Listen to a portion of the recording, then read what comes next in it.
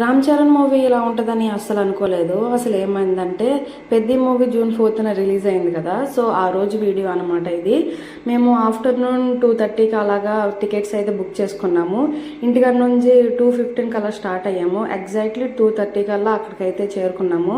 Main చెప్పాలంటే పెద్ద మూవీలో రామ్ చరణ్ అసలు ఏమన్నా యాక్టింగ్ చేశాడో అసలు పీక్స్ వేరే లెవెల్. అసలు తను చేసిన హార్డ్ వర్క్ మొత్తం ఈ మూవీలో మనకైతే కనపడుతుంది. అండ్ ఫస్ట్ హాఫ్లో ఒకలాగా ఉంటాడు, సెకండ్ హాఫ్లో ఫుల్ చేంజ్. అసలు మేమైతే అసలు ఎక్స్పెక్ట్ చేయలేదు. మాకైతే చాలా బాగా నచ్చింది మూవీ. లాస్ట్లో ఒక ట్విస్ట్ కూడా ఉంటుంది, అసలు ఊహించలేదు.